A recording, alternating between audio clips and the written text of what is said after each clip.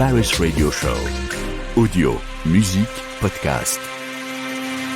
Et c'est le numéro 0 du Mégaphone. Le Mégaphone, c'est le podcast d'un collectif qui est en train de se monter. On est en direct du public de la Bellevilloise, ce lieu parisien de fêtes, de concerts qu'on aime bien, qui accueille cette édition 2025 du Paris Radio Show, la grande messe annuelle dans des métiers de la radio et de l'audio, de ceux qui la font, qui la fabriquent. On est heureux donc d'enregistrer dans cet endroit chargé de good vibes ce pilote d'une collection de podcasts originaux devant mettre en lumière ces actions et les pensées d'un tout nouveau collectif d'artistes réunis un peu sous l'impulsion de l'autrice, compositrice, interprète Émilie Loiseau. Bonjour Émilie. Bonjour. Il y a une casquette que tu ne veux pas avoir, c'est celle de capitaine. Bah oui, c'est un collectif. Oui. Et donc c'est une impulsion, un souffle, et ensuite tous ceux qui sont là et plein d'autres s'en sont emparés. Donc on s'empare de cette énergie, nous. C'est d'ailleurs un bien étrange exercice que celui auquel on va se livrer aujourd'hui, puisqu'il s'agit donc d'appuyer, de documenter cette impulsion, un moment de naissance collective.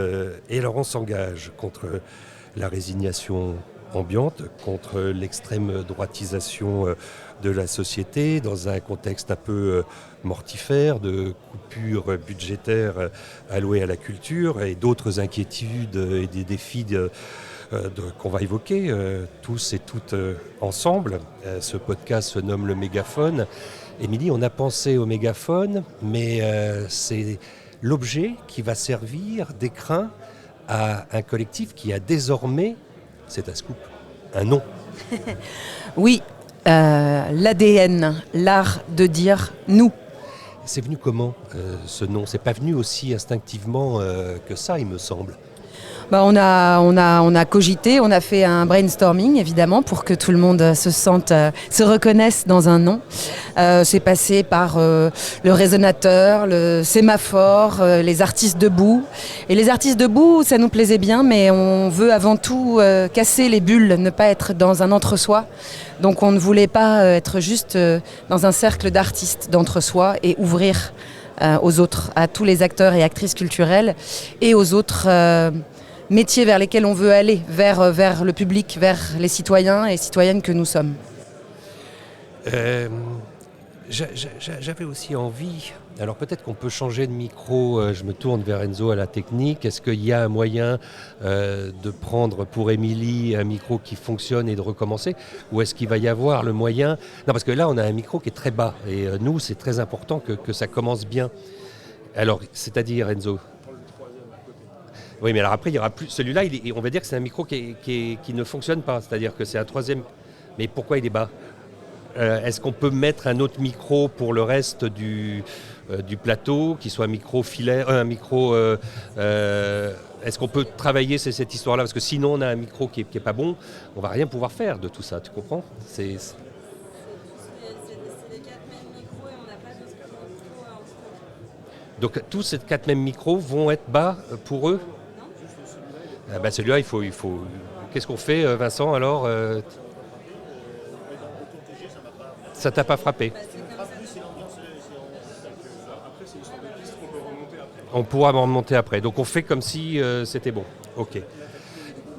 Émilie, je te titille un peu en disant peut-être aussi une chose. Quels sont les noms auxquels on a échappé finalement ? Alors les noms qui ont fait partie de ceux qui nous ont fait un peu rêver, et puis il fallait bien faire un choix et on a voté. Il y avait le mégaphone justement, le résonateur, il y avait le sémaphore, il y avait le sentinelle, il y avait aussi artistes debout qui pour nous était très fort parce que finalement c'était tout de suite compréhensible, mais on s'est dit qu'on allait rester dans un entre-soi avec ce nom-là et être encore mis dans cette case artiste rêveur et que précisément, et hors sol, qui n'a pas conscience des réalités, précisément c'est ça qu'on veut abattre, c'est-à-dire qu'on est en prise avec le réel, on y réfléchit énormément, on est citoyenne et citoyen et on ne veut pas rester dans un entre-soi. Voilà. J'ai envie, parce que le nom porte une intention évidemment, il y a un texte qu'on va faire résonner ici, qui est presque le fondement de cette intention, de cet objet qui est de ce collectif. J'ai envie puisqu'on est tous ensemble réunis ici à la Bellevilloise, que chacun fasse cet exercice, et c'est presque un fondamental en radio, de se présenter, sans pour autant que ça soit, parce que c'est souvent un exercice auquel finalement, quand on est artiste, on est cantonné de faire de la promo ou de l'autopromo. Et il y a peut-être une façon assez claire de savoir qui est à ce micro. Chacun a quelques paroles à nous dire sur qui il est, qui nous parle. Marc.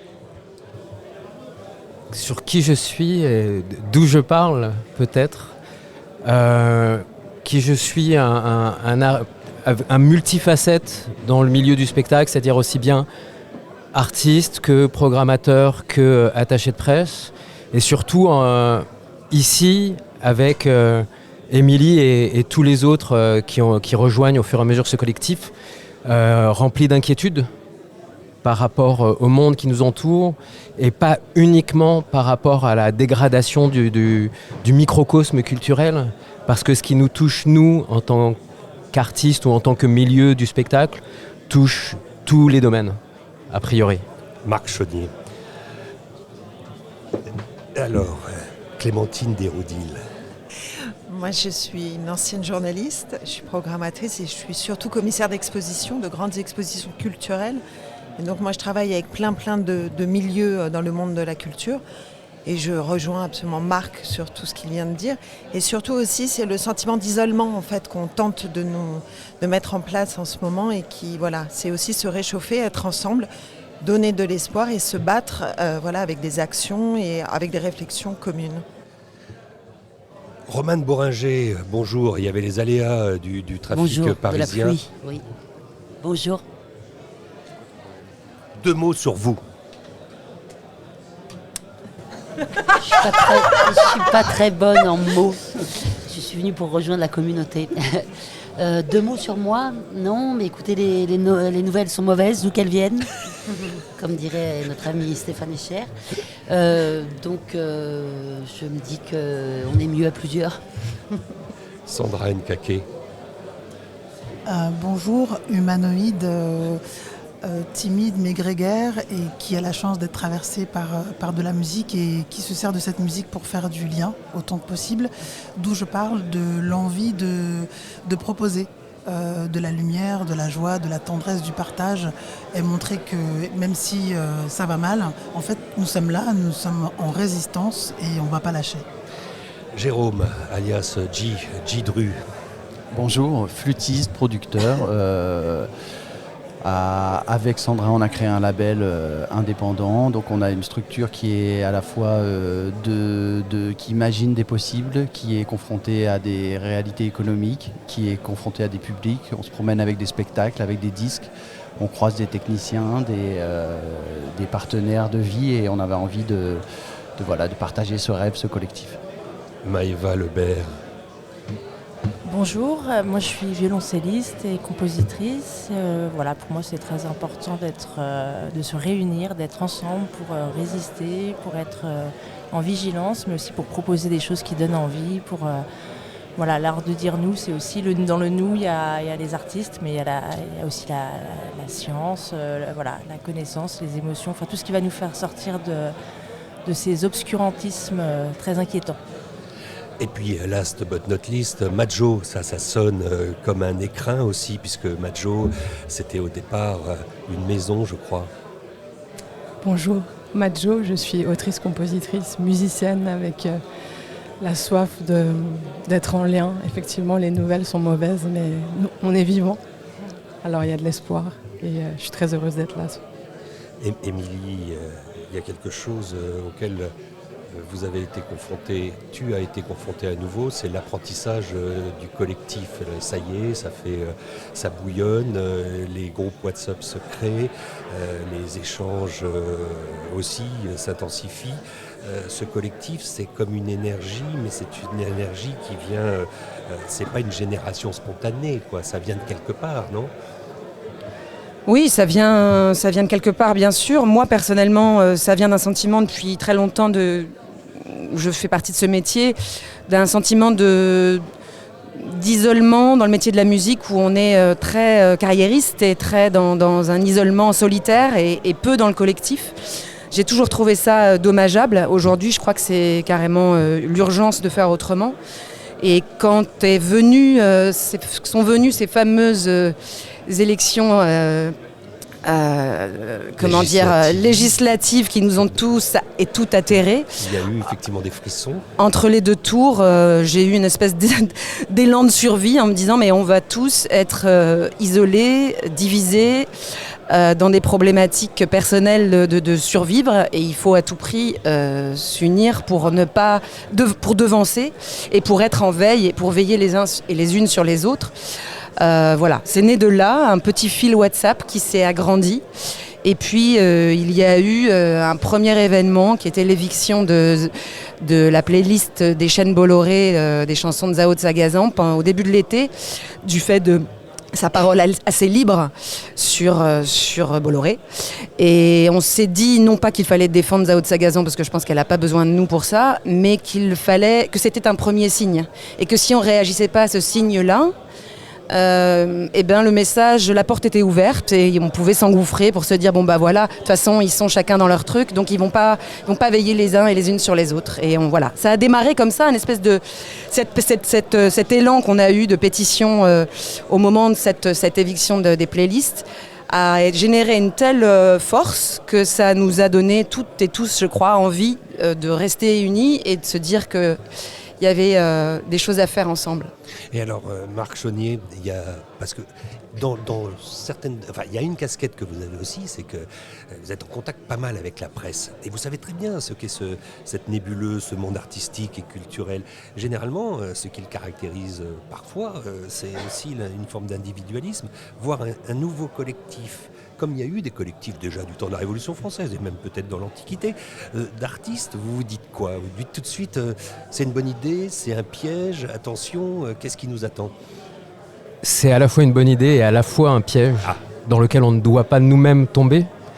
Une bonne idée parce que on ne sortira, si jamais on réussit à en sortir, de tout cet obscurantisme, comme disait Majo ou Maëva, je ne sais plus, ensemble, vraiment en étant réunis et en tant que citoyen, enfin pour moi en tout cas, en tant que citoyen avant que d'être artiste.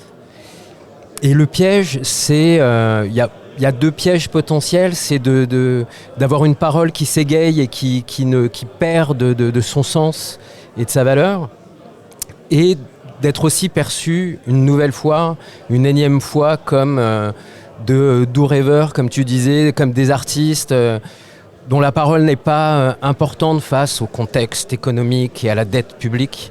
Et voilà, il faut que nous, on ne tombe pas dans ces travers-là et qu'on aille aussi attraper la parole des autres, c'est-à-dire de ceux qui ne sont pas obligatoirement artistes, mais qui vivent aussi des problèmes qui peuvent être les nôtres, dans la précarité, dans la violence sociale, etc. Est-ce qu'il y a l'idée aussi dans ce collectif de prendre la parole, nous artistes, vous artistes, pour faire connaître un métier qui semble quelque peu parfois justement, alors quand on ne parle pas de saltimbanques, on parle de gens qui se biberonnent au subside public, ou alors des gens qui sont idéalisés. Est-ce qu'Émilie Loiseau, il y a cette volonté de faire rencontrer aussi la réalité d'un métier ou des métiers si différents?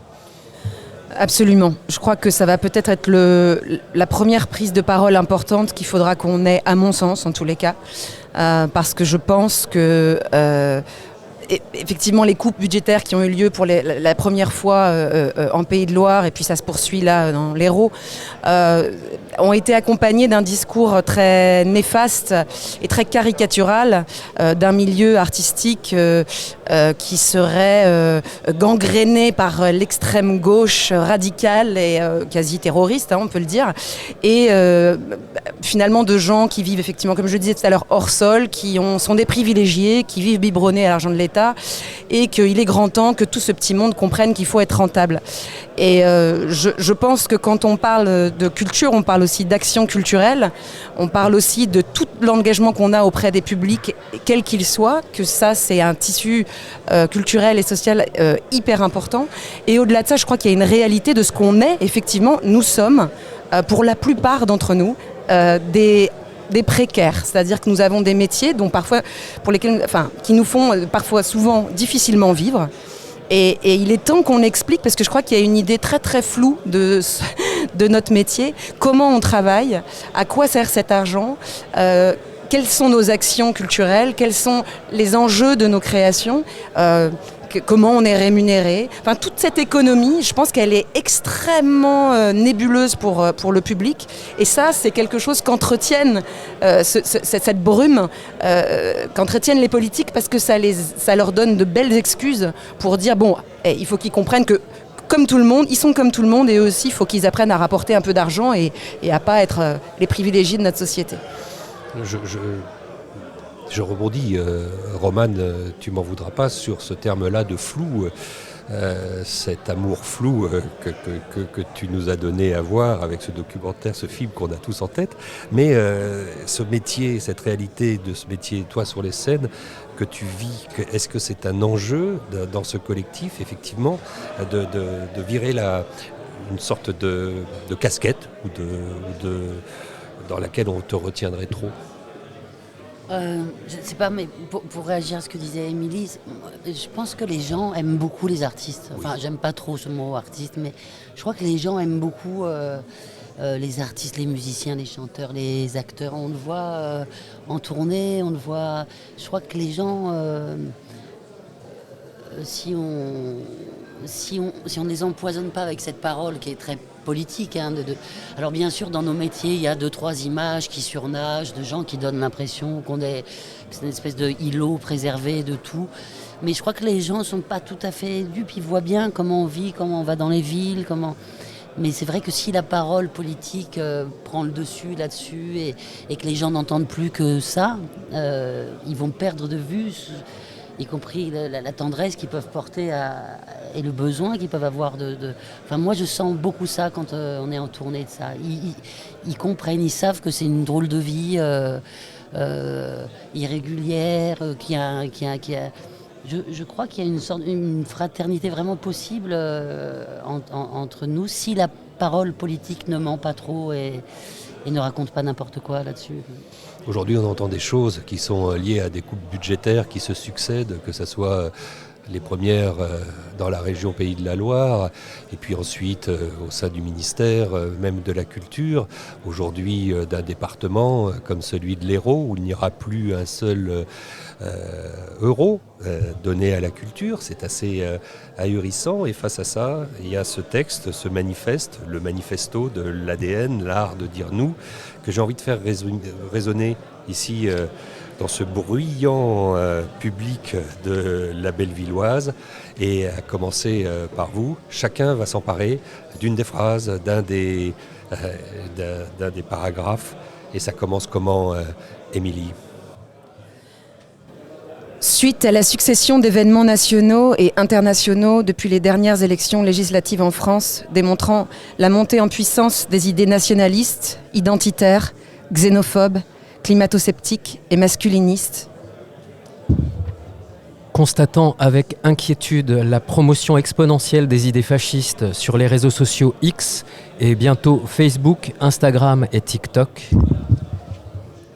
Face à des politiques n'hésitant pas à attiser la haine, montant les précaires les uns contre les autres, provoquant chaque jour davantage l'isolement, le désarroi, le désespoir et la solitude de chacun et de chacune. Face à la croissance inquiétante des inégalités et de la pauvreté. Considérant que tout ceci est le terreau de la peur, de la haine et du chaos. Observant chaque jour depuis plusieurs années des restrictions croissantes de nos libertés individuelles en tant que citoyennes et citoyens.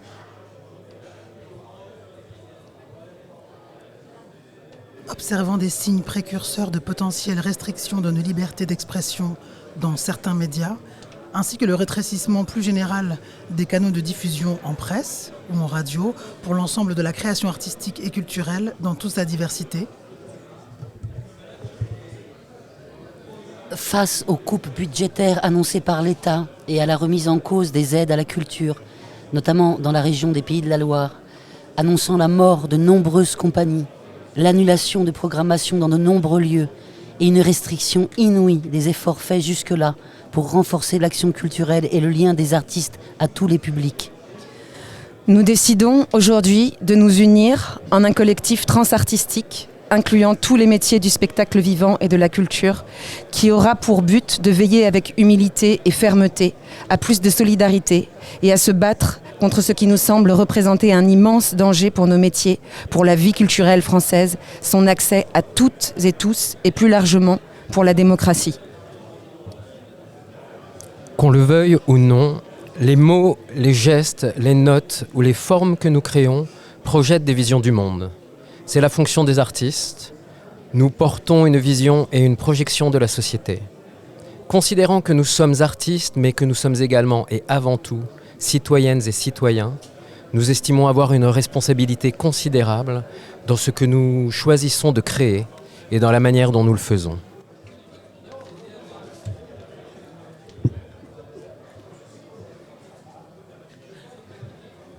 Dans une société écocide en perte de sens, où la vérité scientifique est désormais considérée comme une simple opinion, où les récits fascistes, les fake news se répandent comme une traînée de poudre, où ce qui nous est offert comme seule réalité est la loi du plus fort, où une poignée de multimilliardaires asservissent le reste du monde, nous pensons qu'il est de notre devoir d'œuvrer à des récits alternatifs, offrant des perspectives de société plus justes et désirables par le biais de nos œuvres et de nos savoir-faire, par la création de médias alternatifs, par des actes et des engagements concrets et construits, en travaillant à provoquer des débats et des réflexions profonds autour de ces visions du monde et de notre société. Nous voulons faire de ce collectif un résonateur pour des organisations que nous estimons d'utilité publique et déjà actives dans la protection du vivant face aux enjeux climatiques, la défense des minorités, la lutte contre les violences faites aux femmes, la lutte contre les inégalités, le soutien aux réfugiés. Nous souhaitons donc nous rapprocher d'elles afin de mettre en place une résistance culturelle, égalitaire, écologiste, collaborative, combative et humaniste. Nous voulons créer un refuge d'empathie, d'amour et de solidarité où les artistes et l'ensemble des acteurs et actrices des métiers du monde de la culture, des arts et du spectacle puissent se soutenir et se rendre utiles à la résistance qui doit se mettre en place de toute urgence.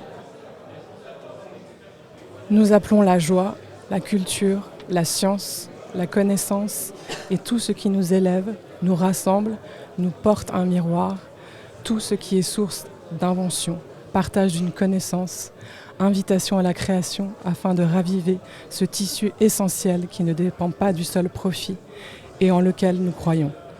Il est urgent que nos espoirs se traduisent aux prochaines élections électorales de 2027 par un vote unitaire autour d'un projet lumineux. Toute imagination éteinte, quelle serait notre humanité ? C'est presque une phrase, Émilie Loiseau, que j'aurais mis en exergue. Toute imagination éteinte, quelle serait notre humanité ? Comme si elle contenait l'ensemble d'une attention, d'un geste. Ouais, je suis bien d'accord. C'est une phrase, c'est Irène Jacob qui est avec nous dans ce collectif, qui nous l'a lancée. C'est quelque chose qu'elle a lu dans un livre, une discussion entre deux scientifiques. Voilà, elle m'a dit, mais je pense qu'il serait ravi qu'on s'empare de cette phrase, parce que je crois qu'elle nous correspond, effectivement. J'ai envie maintenant de vous entendre toutes et tous autour de parce qu'on le voit, le combat est important, la tâche est immense, les objets sont multiples. Quelle est la chose qui, vous, personnellement, vous motive le plus pour entamer une action collective ?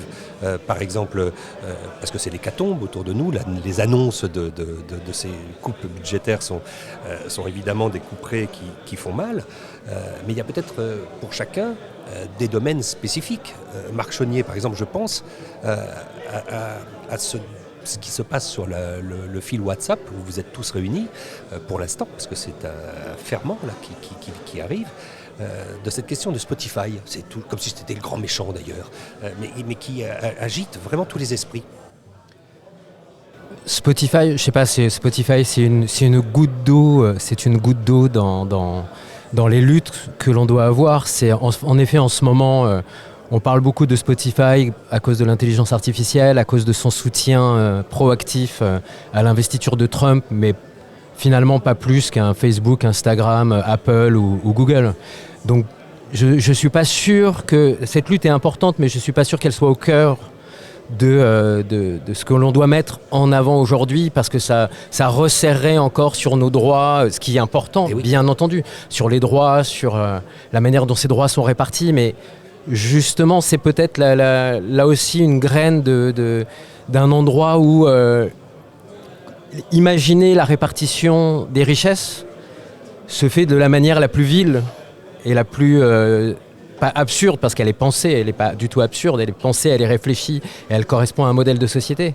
Et si on combat cette graine chez Spotify, c'est aussi pour combattre un modèle de société plus large qui dépasse les artistes et le milieu du spectacle, pour moi. Sandra Nkake, j'aurais pu te demander, Sandra, de nous chanter quelque chose, mais là c'est juste dans les gouttes d'eau qu'on est en train d'égrener, de nous livrer la tienne, le combat qui te paraît le plus important aujourd'hui de mettre en lumière. C'est toujours complexe de devoir faire une hiérarchie. Il y a le moment de la réalité d'aujourd'hui où nous sommes. Je pourrais en choisir un, mais en fait, il y en a tellement. J'ai l'impression que c'est un long continuum. On n'a pas commencé à être en résistance au mois de juin. Pour moi, la séquence, elle a commencé il y a longtemps et elle s'est cristallisée plus fortement en 2014, puis 2015. En fait, ça fait déjà 10 ans qu'on est en lutte régulièrement, qu'on est dans la rue, qu'on se fait gazer, qu'on se fait castagner. Voilà, que ce soit pour les réfugiés, que ce soit pour les violences faites contre les femmes, contre les enfants, pour nos métiers, pour la retraite. En fait, pour rebondir sur ce que disait tout à l'heure Marc, nous sommes un collectif traversé par des individus. Et on a aussi des contradictions, on n'est pas toujours d'accord. Par exemple, je pense qu'il est essentiel de remettre le rêve et la poésie au centre. On est dans un geste ultralibéral, super vertical, très très très violent. Et notre résistance, elle se pose là, en résistance à ça. Moi, mon expérience, ma lutte, c'est avoir envie de créer des espaces vibratoires. Qui est plus d'ateliers, qu'on aille plus à la rencontre des gens. Et on le fait déjà en tournée. On le fait aussi dans nos manières de construire nos projets. On a une vision très... je dis on, parce que je ne suis pas toute seule dans notre label, mais on a une vision qui est de mettre de l'horizontalité, du respect et de l'équité dans tout ce que nous faisons. Donc je pense que pour moi, la lutte, elle est d'abord sociale, politique et sociale. Et de là, ça peut infuser un peu partout, évidemment, dans le combat contre tous nos gestes écocides. Voilà, tout est lié, en fait. J'ai pas envie de choisir un combat contre un autre ou plus qu'un autre. En fait, tout est lié pour moi. Djidru, Jérôme, peut-être... Non, je ne vais pas te demander non plus de choisir un combat. Mais aujourd'hui, ce qu'on peut se dire, c'est que ce collectif qui ratisse large dans ses intentions et qui va vous réunir pour que sortent des actions concrètes, comment tu l'imagines justement ce volet-là de l'après? Qu'est-ce qu'on va faire maintenant? Qu'est-ce qu'on fait? Certes, on est là, on parle, on refuse, on ne se résigne pas. On signe peut-être même un texte? Alors, le texte qu'on a signé, on vient de le lire. Mais qu'est-ce qu'on fait? C'est une bonne question parce que si je prends un peu de ce qu'a dit Émilie et un peu de ce qu'a dit Romane, Émilie, elle a dit il y a urgence, je pense parce qu'on est en retard. Et Romane parlait des moments où on est avec le public, on est en tournée. Et moi, j'ai l'impression qu'effectivement, on est en retard. On a l'impression qu'on est en retard, mais que les gens sont déjà dans le combat. Nous, on voit sur le terrain qu'il y a énormément d'associations, qu'il y a énormément de citoyens qui sont emparés de sujets qui sont sur l'identité, l'identité sexuelle, j'entends, leur identité, l'écologie, et qu'il y a plein de mouvements qui se créent. Il y a plein de gens qui sont compétents, y compris dans les politiques, et on voudrait nous faire croire que l'unité est impossible, que les politiciens compétents n'existent pas, et c'est là où nous on a envie de rattraper tout ce retard et de dire qu'en fait on est capable de se rassembler à plusieurs, d'être d'accord, d'avancer et surtout de se poser en force disponible si jamais une unité plus large se constitue, si jamais on s'aperçoit qu'il y a des blocs émancipateurs, des blocs positifs, des blocs auxquels nous on peut s'accrocher et à ce moment-là proposer dans nos spécialités ou dans nos compétences une unité plus large. Et là je pense bien évidemment aux prochaines élections. On a beaucoup cité ce contre quoi on s'est mobilisé, mais en réalité on est surtout là parce qu'on se connaît, on se fréquente, on se croise, et tout ça c'est pour du positif, c'est pour aller dans des théâtres où à l'entrée il y a des associations, il y a des gens qui disent des choses au-delà de ce que nous on dit sur le plateau, et cette espèce de rassemblement, d'unité, voilà, qu'on rêve et qui existe déjà. Marc Chaunier, je ne sais pas si tu rêves encore, mais les dames rêvent, mais toi, qui vois la presse, qui la scrute, qui d'ailleurs en a besoin pour vendre le talent ou l'exposé de tes artistes parfois, même le tien, est-ce que tu te dis, tiens, dans les moyens qu'on a, il y a le podcast, après tout, il y a devenir notre propre média, s'il fallait rebondir sur un peu d'optimisme, comme vient de nous le dire Jérôme, et que là, il y a quelque chose à jouer. On est aussi capable de ne plus être dans la borrélisation en cours, d'avoir une autre signature. Quoi qu'il arrive, je crois que tout moyen sera bon à prendre aujourd'hui pour à la fois se réunir et diffuser la parole. Le podcast, en effet, c'est un outil, mais on en a évoqué plusieurs, c'est un outil qui peut être assez important. Après, ça va être comment diffuser ce podcast. Le podcast en lui-même ne sert à rien si on ne réussit pas à le diffuser au plus grand nombre et de la manière la plus large possible. Mais on a aussi évoqué de faire des soirées, des soirées... Justement, on parlait, la première fois qu'on s'est vus, on était quelques-uns chez Émilie, et on a parlé d'amour, on a parlé de faire la fête. J'avoue, moi, personnellement, que j'étais le plus réfractaire à ça, et que depuis, j'ai beaucoup réfléchi, et qu'en effet, je pense que tout cela passera aussi bien par des luttes classiques qu'on connaît tous, qu'on a pratiquées pendant des années et des années, et aussi par se réapproprier la fête, la joie, le partage, au-delà justement de juste ce rapport personne sur scène, public assis, face à 10, 20, 150, 2000 personnes, mais juste de rassembler. Et donc on évoque aussi cette capacité, au-delà du podcast, qui sera le podcast est une prise de parole, et un échange d'idées, un partage d'idées, mais aussi de se réunir pour vivre des moments où justement on peut aussi faire appel à toutes ces associations dont parle Jérôme, qui œuvrent au quotidien plus que nous encore. Et qui subissent les coupes en ce moment qui subissent les coupes. Parce qu'il n'y a pas que le milieu de la culture. Exactement. Toutes ces associations qui subissent des coupes. Et on a besoin d'elles, elles ont besoin de nous. On est dans une sorte de milieu en circuit nourrissant entre nous.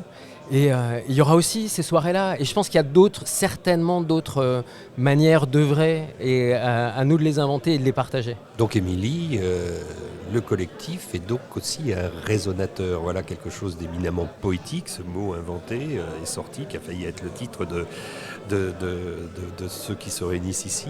Alors je le répète, ça, c'est plutôt ADN, l'art de dire nous. Mais l'ADN, c'est bien ça. Ça correspond à ce que vous êtes profondément. On ne pourra jamais vous le retirer, ce sens de la fête, cette poésie, cette envie d'ensemencer le monde.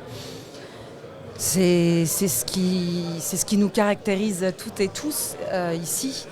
Et je crois que c'est ce qui va caractériser ce collectif, effectivement. Je crois qu'on a besoin... Moi, je dis beaucoup sur la route, à la fin de mes concerts, ensemble, on est puissants ou puissantes. Et je crois qu'individuellement, toutes et tous ici, on fait des choses en tant qu'artistes dans effectivement des ateliers d'écriture. On accueille des organisations comme SOS Méditerranée ou autres pour les aider. On essaye de faire résonner chacun là où on est. Mais si on est ensemble, si on fait ça collectivement, je pense que ça peut aller beaucoup plus loin. Je sais que ces organisations, par exemple, me l'ont souvent dit, elles ont besoin en fait que les artistes se mobilisent. Mais le faire comme artistes engagés au singulier, je crois que c'est assez limite et qu'à un moment, il faut que cette parole-là, elle soit plus forte et collective.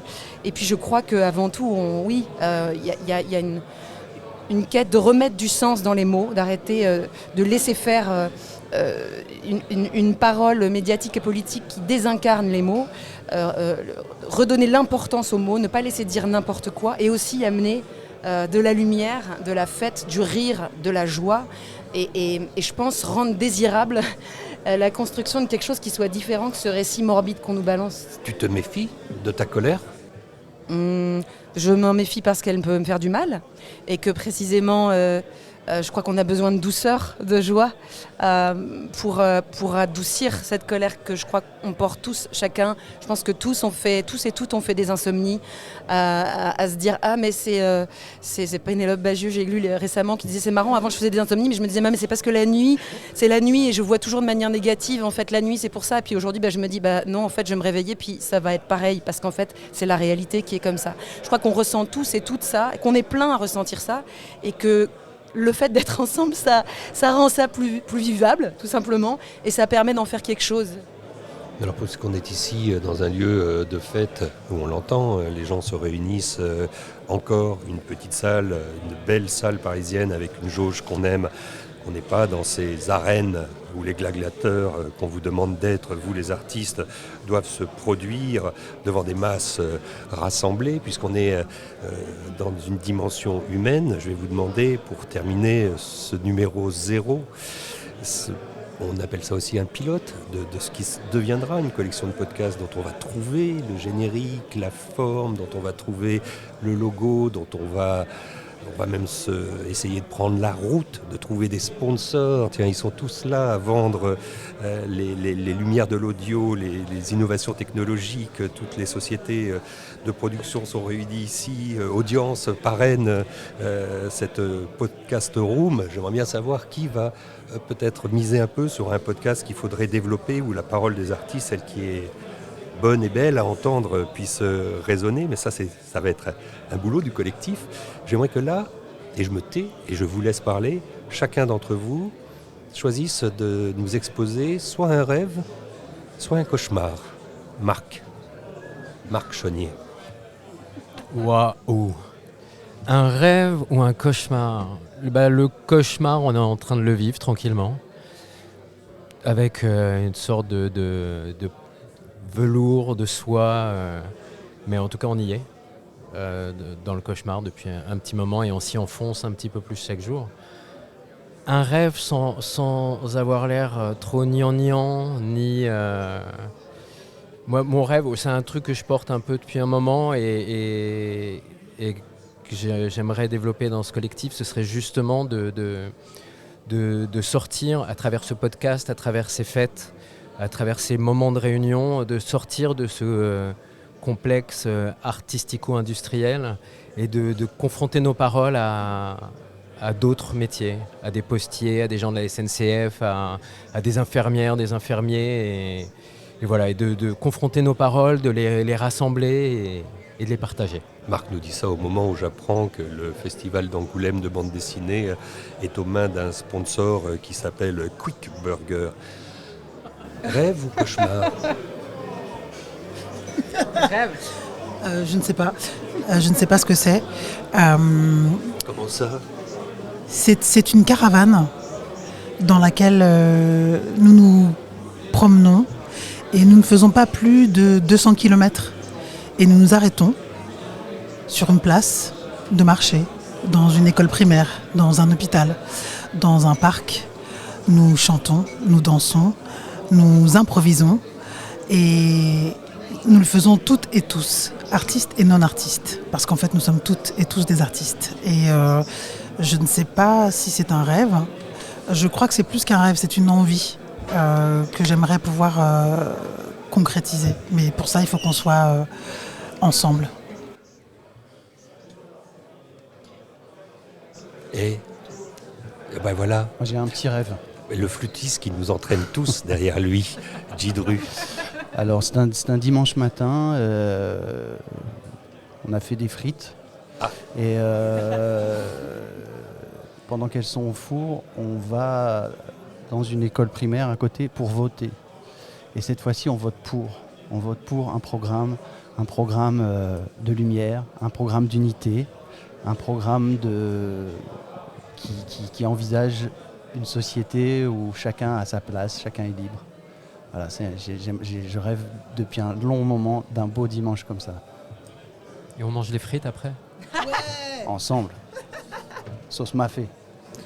Maëva, tu rêves que tes insomnies se terminent ? Ouais, ça c'est sûr. Je crois qu'il faut que je prépare à ce que ça dure encore un petit peu. Mais non, pour aller dans le sens du rêve de Jérôme, qu'on aime bien.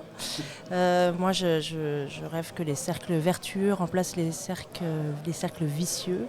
Et que on ait cette énergie mortifère là qui nous entoure et ça va vers quelque chose qui est de plus en plus terrible avec toute cette peur et voilà, on va dans le noir et je rêve que on trouve cette petite étincelle grâce à l'énergie de chacun et au fait qu'on se regroupe, qu'on se retrouve et qu'on inverse les choses et qu'on aille vers des choses positives, vers des choses constructives, vers des choses qui donnent envie, vers des choses qu'on fait ensemble. Enfin, voilà. Et parfois, je me dis que peut-être ça pourrait être pas grand-chose, mais bon, déjà, il faut commencer par en avoir envie et y croire et essayer de faire quelque chose.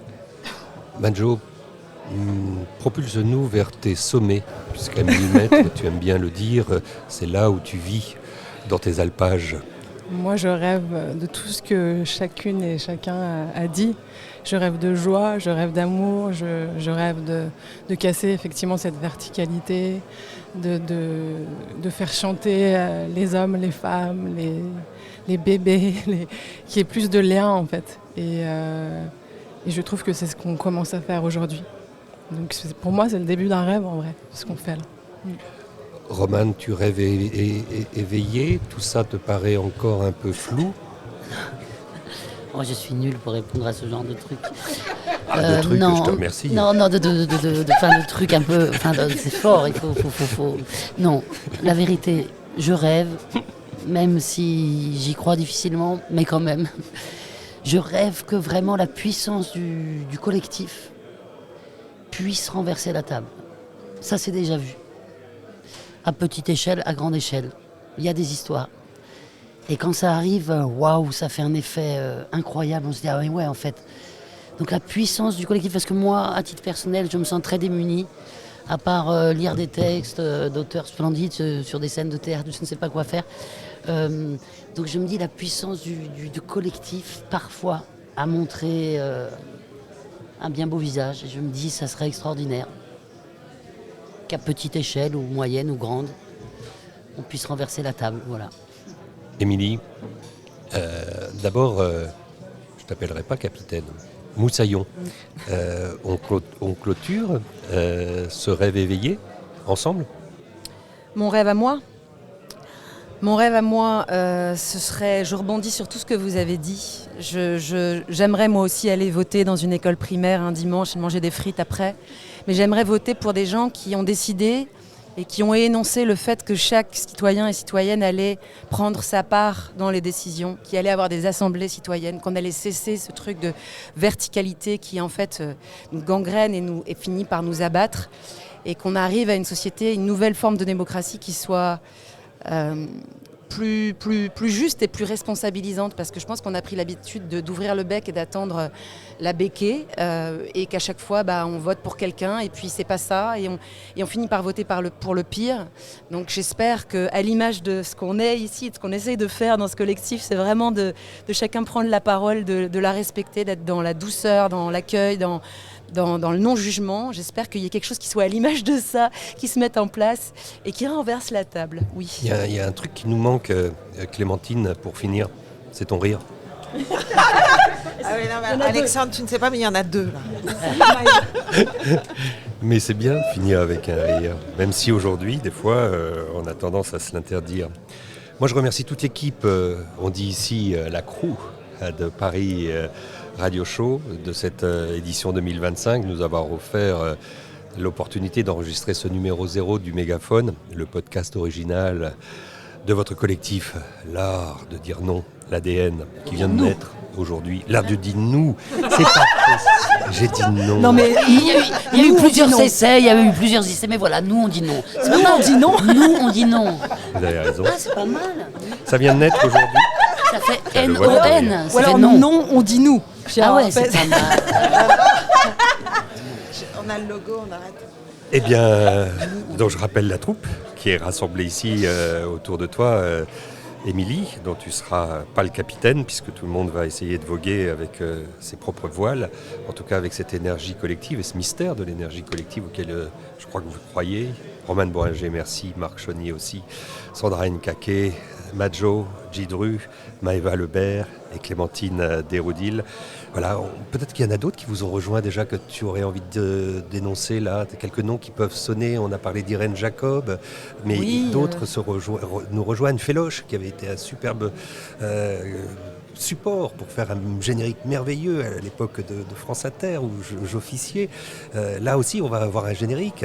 D'ailleurs, tu peux dire qui va s'y atteler. On va s'y atteler tous ensemble, mais il y a un ingénieur du son qui s'appelle Sébastien Bureau qui va essayer de nous proposer des choses. Et puis je pense qu'il y a Ariane Ascaride, il y a El Naïm, il y a Pierce Faccini, il y a plein d'autres personnes. Je ne vais pas réussir à citer tout le monde, mais on est nombreuses et nombreux à venir. Ça fait boule de neige, à s'agréger. C'est chouette. Après se posera la question du relais. Alors Marc Chaunier viendra avec tous ses relais presse pour que les textes circulent, pour que peut-être une pétition naisse. Mais un collectif, au départ, c'est juste une boule d'énergie. C'est pas forcément une pétition qui signe et qu'on va devoir signer. C'est des gens qui s'impliquent. Oui, ce texte n'est pas une pétition. Je crois qu'on n'a pas envie de signer la énième pétition. Le but de ce texte, c'est de dire voilà, on existe. Et on a envie d'être à l'écoute et de veiller sur chacune et chacun et d'être un résonateur. Et on a envie de créer des choses belles, joyeuses, qui donnent envie. On a envie de faire résonner des choses et de se rendre utile. Mais on ne va pas pouvoir faire ça à 3000. Il faut qu'on reste centré aussi sur des individus qui sont là, qui seront porteuses et porteurs. Et ensuite, on verra comment ça s'élargit. Mais d'abord, il faut qu'on existe déjà tel qu'on est et qu'on cristallise l'ADN. Voilà, je le redis, si des gens veulent aussi s'intéresser à l'idée de la propagation du podcast et de nous faire vivre, ils sont les bienvenus. Je pense aux sociétés d'auteurs, je leur passerai un petit coup de fil bientôt. À la technique ici depuis la mezzanine de la Bellevilloise, fort bruyante mais accueillante, c'était Enzo, sous le regard bienveillant de Charlène Gaffé. Et à la réalisation, ça sera, et c'est déjà un peu Vincent Deck, mon complice à Blast pour le podcast Pagaille. Au micro, c'était Alexandre Hérault. Et bientôt, on se rejoint pour le numéro 1, le vrai, de Mégaphone, cette collection de podcasts portant la parole et les actions du collectif, l'art de dire nous. Et c'est notre souhait. Vous pouvez télécharger, vous abonner et faire circuler ce podcast qui est porté par l'équipe audio de Blast, le souffle de l'info.